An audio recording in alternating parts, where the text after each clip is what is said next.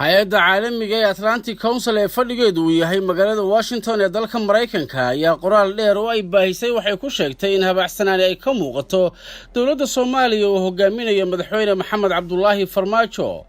waxaa kale warbixintani ay daaha ka qaaday kooxo ku herdamaya madaxweyne Farmaajo dushiisa oo leh dana siyaasadeed oo mustaqbal. Atlantic Council ayaa ah urur caalami oo talooyinkiisa ay ku go'aan qaataan in badan sida dhacday baarlamaanka Mareykanka, wasaaradda arrimaha dibadda, wasaaradda gaashaandhigga iyo waliba hay'adda CIA ee dalka Mareykanka. warbixintu waxa ay leedahay sida lagu baahiyay warbixin ay soo saartay xarunta ciidamada dowladda Mareykanku ku leeyihiin dalka Djibouti Africom ayaa lagu sheegay in weeraro ay ku qaadeen bartilmaameedyo kooxda Al-Shabaab ay ku leeyihiin Soomaaliya, gaar ahaanna gaari siday qaraxyo bishii Abriil 11keedii 2018 kaasoo lagu burburiyay duleedka magaalada Muqdisho.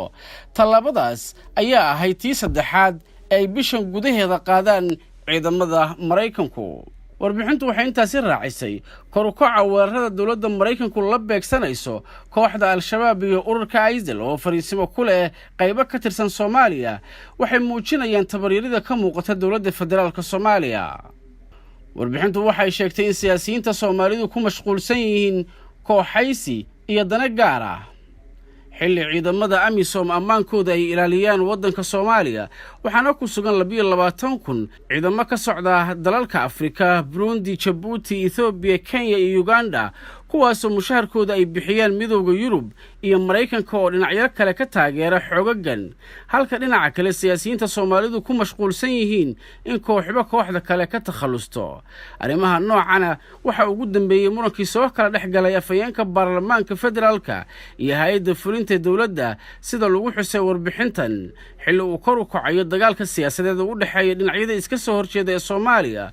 kooxaha xagjirku ay ka mid yihiin xubno ahaan jiray Al-Shabaab oo garabsanaya ururada Al-Ictisaam, maxaakiimta Islaamiga iyo Al-Islaax ayaa bilaabay inay ku midoobaan magaca ururka Ictisaam.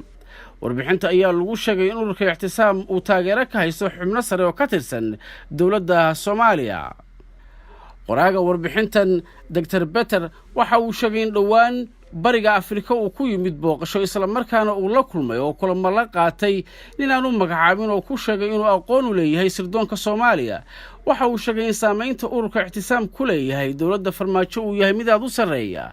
wuxuu tusaale u soo qaatay agaasimaha guud ee madaxtooyada Soomaaliya Fahad Yaasiin iyo xubno kale. Fahad Yaasiin ayaa sida qoraalka lagu sheegay intii aanu soo gelin siyaasadda Soomaaliya madax ka ahaa ololihii siyaasadeed ee madaxweyne Maxamed Cabdullaahi Farmaajo.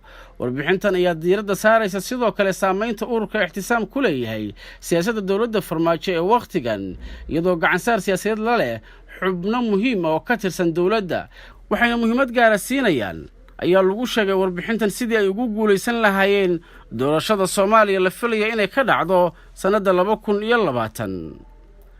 sida warbixintu sheegtay, barnaamijka ugu muhiimsan kooxdan ay leedahay iyo warbixintu ku sheegtay ka mid noqoshada ciidamada Soomaaliya taasoo xaqiiq noqonaysa ayaa lagu yiri marka uu dhammaado tababar la siinayo 1,000 askari oo ka tirsan kooxdan. 1,000 askari ayaa la wareegi doona ammaanka xarunta madaxtooyada.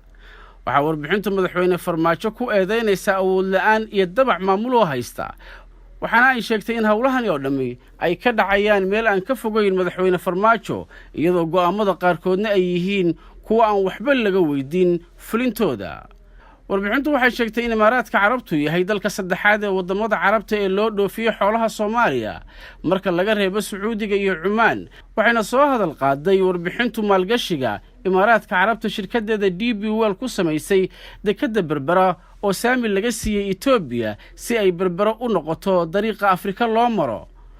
warbixinta ayaa lagu soo bandhigay xiriirka xumaaday ee Soomaaliya iyo Imaaraadka Carabta iyadoo lagu eegay sababaha keenay in heerkaasi uu gaaro, waxaana laga sheekeeyay dhacdadii garoonka diyaaradaha ee Muqdisho.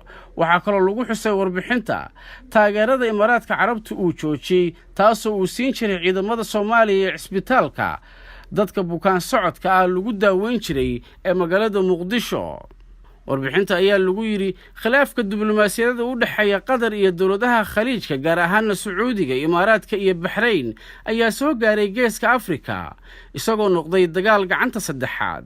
intaas waa la qiyaasi karay, laakiin waxaa la yaab leh walwalna abuuraysa marka laga eego dhanka danaha dowladda Maraykanka iyo saaxiibadeeda in dowladda Soomaaliya ay dhinac raacday. warbixinta ayaa dhinac kale madaxweyne Farmaajo si dadban ugu sifaysay inuu daacad ka yahay Soomaaliya oo qarannimadeeda si buuxda u soo ceshata, laakiinse ay ku lamaan yihiin mas'uuliyiin sare oo dana gaar leh kuwaas oo danahooda gaarka ku dhex wata dowladda, taasina ay tahay mid wiiqaysa in Soomaaliya ay horay u socoto.